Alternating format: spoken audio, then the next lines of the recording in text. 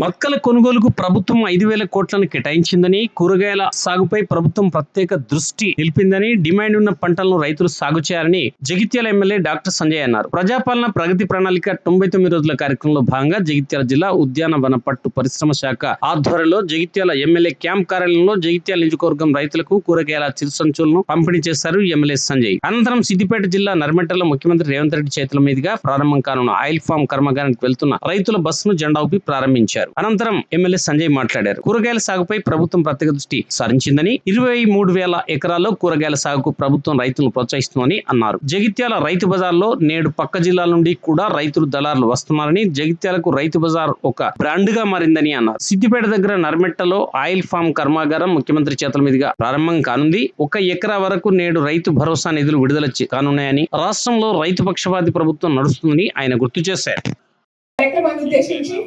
రైతు శ్రేయోభిలాషి మరియు నాయకులు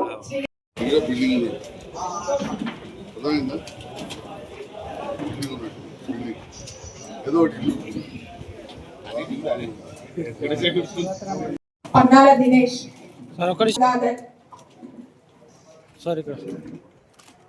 కొమ్ముల రాజ్ కుమార్, కొమ్ముల రాజశేఖర్, నాగులపల్లి స్వామిరెడ్డి,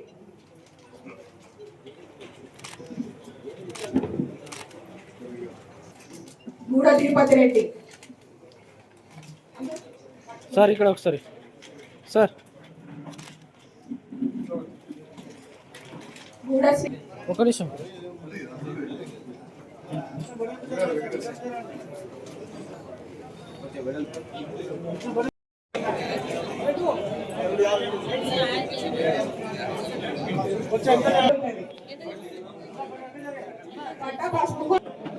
అన్న ఇక్కడ చూడండి అందరు. ఓకే సార్, కొంచెం వెడల్పు జరగండి సార్, కొంచెం వెడల్పు జరగండి ప్లీజ్, కొంచెం వెడల్పు జరగండి సార్. ఇక్కడ ఒక నిమిషం.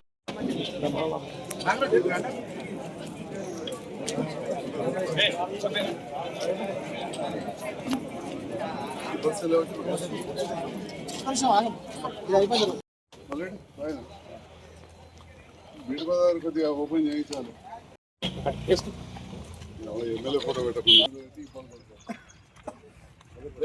కొంచెం వెనకాల జరగండి, రోడ్డు మీద వాళ్ళు కొంచెం జరగండి.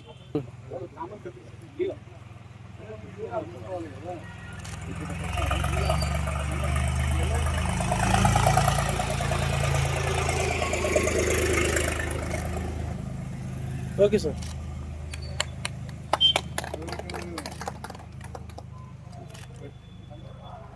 ఏంటంటే మనం ఆరోగ్యవంతంగా ఉండాలంటే ప్రతి మనిషి రోజుకు కనీసం 300 గ్రాముల కూరగాయలు అనేది మన ఆహారంలో భాగంగా ప్రతిరోజు తీసుకోవాలి. కానీ మనం అంతగా తినట్లేదు. 300 గ్రాములు కాదు కదా, అందులో సగం కూడా మనం రోజువారీ అవసరాలలో తీసుకోలేకపోతున్నాం. ఎందుకంటే మన దగ్గర ఉత్పత్తి అనేది కూరగాయల ఉత్పత్తి రోజు రోజుకి గణనీయంగా తగ్గిపోతుంది. అందులో ఏంటిది, మనం కావాలంటే కొత్తిమీర కూడా బెంగళూరు నుంచి, టమాటా కూడా బెంగళూరు నుంచి, మదనపల్లి నుంచి దిగుమతి చేసుకుంటున్నాం. వేరే రాష్ట్రాల నుంచి దిగుమతి చేసుకుంటున్నాం. ఈ దిగుమతులన్నీ తగ్గించుకోవడానికి తెలంగాణ ప్రభుత్వం ఏం చేస్తుందంటే కూరగాయ విత్తనాలను రైతులకు 100% అంటే 100% సబ్సిడీలో ఉచితంగా సరఫరా చేసే పథకాన్ని అనేది ప్రవేశపెట్టడం జరిగింది ఈ సంవత్సరం. ముఖ్యంగా ఈ వేసవి కాలంలో కూరగాయల దిగుమతులు అనేది ఇంకా ఎక్కువగా ఉన్నాయి. కాబట్టి ఈ దిగుమతులన్నీ తగ్గించుకోవాలన్న ముఖ్య ఉద్దేశంతో ఒక 5 రకాల కూరగాయ విత్తనాలు, మనకి ఇతర ప్రాంతం నుంచి కూడా చాలా వరకు కూరగాయలు ఇక్కడికి వచ్చి మనకు సరిపోతలేవు. అంటే మనం ఎంతైతే పెట్టాలనుకుంటున్నామో అంత, ఎంతైతే తింటున్నామో అంత మన దగ్గర పండిస్తలేము. మనం దానికి రకరకాల కారణాలు ఉన్నాయి. అందుకని ప్రభుత్వం రైతులను ప్రోత్సహించాలి. ఎక్కడికక్కడ ఈ కూరగాయలతోని ఇటు మంచి ఆహారం అందుడే కాకుండా దీనివల్ల రైతుకు కూడా ఆర్థికంగా ఎంతో తోడ్పాటు అందుతాయి. దానివల్ల రైతు కూడా ఆర్థికంగా ఎంతో వృద్ధి అవుతాయి. ఈ ఉద్దేశంతో ప్రభుత్వం కూరగాయల సాగును ప్రోత్సహించాలనే ఉద్దేశంతో ఈ కార్యక్రమాన్ని తీసుకోవడం జరుగుతుంది. ఇదే కాకుండా మన రేవంత్ రెడ్డి గారి ప్రభుత్వం రైతులు ఇంకా కూరగాయల విషయంలో చాలా విషయాలు ప్రోత్సహించాలనే ఉద్దేశంతో ఇటు కూరగాయలు వేస్తే మల్చింగ్ కూడా సబ్సిడీ ఇస్తారు. మల్చింగ్ సబ్సిడీ ఇప్పుడే కాకుండా ఇప్పుడు ఇట్లాంటి విత్తనాలు సబ్సిడీ ఇస్తారు. అట్లనే డ్రిప్ కూడా సబ్సిడీ ఇస్తారు. అంటే ఈ విధంగా కూరగాయల పంట కోసం అన్ని రకాలుగా రైతును ప్రోత్సహించి వినియోగదారునికి మంచి కూరగాయలు అంటే ఇక్కడికిక్కడనే మన ప్రాంతంలో పండినవి మనకే మన వినియోగదారునికి అందినట్టు అంటే మేడం గారు చెప్పారు, ఏ పంట పెట్టినా కూడా మనకు కోతుల పెడదా మక్కలు అంటే వర్షపడతారు. ఇప్పుడు ఎక్కడైనా కూడా మక్కలు వేసి మన దగ్గర అయితే రాయకల్ మండలంలో చాలా మక్కలు ఉన్నవి. వృద్ధుల నుంచి సాయంత్రం దాకా పొద్దు మస్తు పడేదాకా కూడా చీకట్లో కూడా వస్తున్నాయి కోతులు. ఇప్పుడు కోతులు బాగైనాయి కాబట్టి ఏ పంటకు కూడా భరోసా లేదు. వరికి కానీ మక్కలకు కానీ దేనికి భరోసా లేదు. మొన్న మేము సిద్దిపేట, నేను కూడా మన దగ్గర నుంచి 3 బస్సులు అంటే దాదాపు 120 మంది రైతుల్ని అందరితో కలిసి నేను కూడా పోవడం జరిగింది. అక్కడ వామాయి తోటలు ఉన్నవి చాలా బాగా, దాదాపు 6 సంవత్సరాల తోటలు. ఒక రైతు వారి యొక్క స్వయంగా వారు కష్టపడి ఒక 4 ఎకరాల నరల్నే మరి 2 సంవత్సరాలకే 31 సారి కటింగ్ చేయడం జరిగింది. జగిత్యాల్లో సార్ ఎమ్మెల్యే కాకముందు సంగతి చెప్తున్నా, కూరగాయలు అమ్ముకుందామనంటే ఎంత కష్టం ఉండనో ఇక్కడ వచ్చిన రైతులందరూ తెలుసు. ఒకటే చిన్న మార్కెట్ ఉంటుండే, అక్కడ కూర్చోవడానికి జాగ ఉండకపోతుండే. రైతులందరూ కూడా రోడ్డు మీద కూర్చుంటే పోలీసు వాళ్ళు వచ్చి రైతుల గుళ్ళ నాటు తీసి పారేసి చాలా ఇబ్బందులకు గురి చేస్తుండే. మరి ట్రాఫిక్ ప్రాబ్లంతో వాళ్ళు అట్లా చేద్దరు, మనకేమో అక్కడ ప్లేస్ లేక మనం ఇబ్బందులు పడుతుంది. అట్లాంటి చిన్న మార్కెట్ను ఇవాళ దాదాపు 1, 2, 3, 4 మార్కెట్లు అయినాయి. అంత చిన్న ప్లేస్ లా నడిస్తేనే సరిపోలేదు. ఇప్పుడు 4 మార్కెట్లు కూడా చిన్నగా అనిపిస్తుంది. అయినా కూడా మన జగిత్యాల ఇంకొక 2 ఎకరాల స్థలంలో వీటిలో ఇంటీరియర్ మార్కెట్ ను డెవలప్ చేసుకోవడం జరిగింది.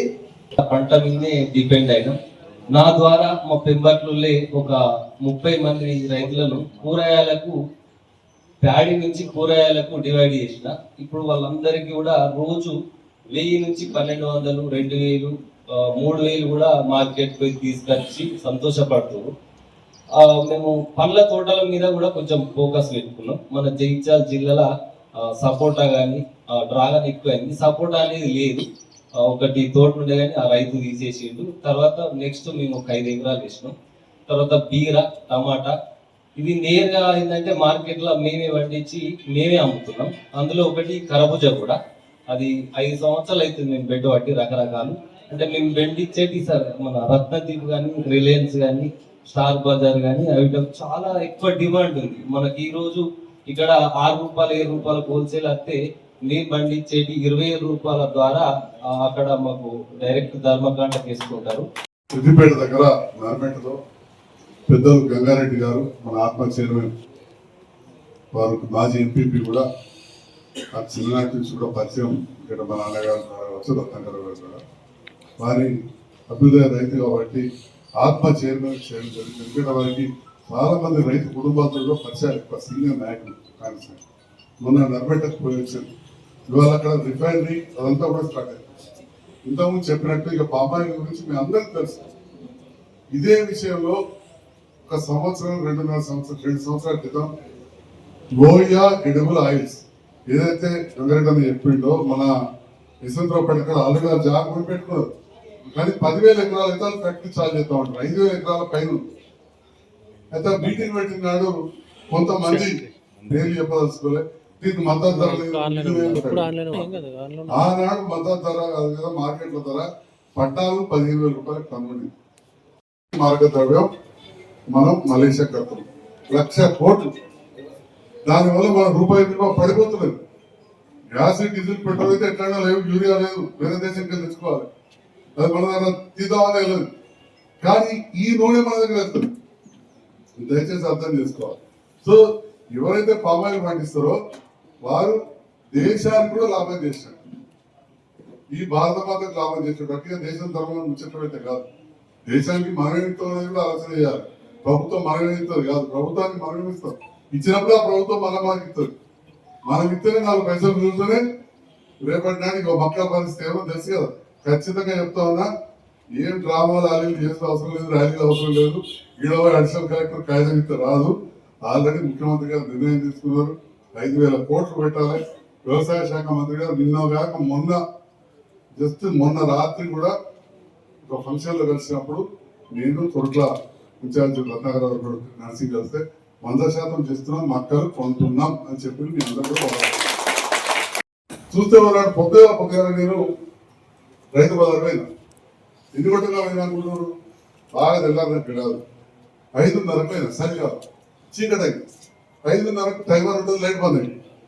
చీకటి కింద మా వెల్దుర్తి శేఖర్ అనే రైతు 3 ఏళ్ల కింద అలా కూర్చుంటున్నారు. అదే లైట్ పోయింది చేయించారు. ఈ లోపల రాప్రపల్లి వచ్చింది. ఏమవుతున్నారంటే అల్పకాయ ఎవరు కొనుక్కోపోతుంటే కరీంనగర్కి వచ్చి ఇప్పుడు జయించాలి కొనుక్కోపోతుంది. విన్నారా?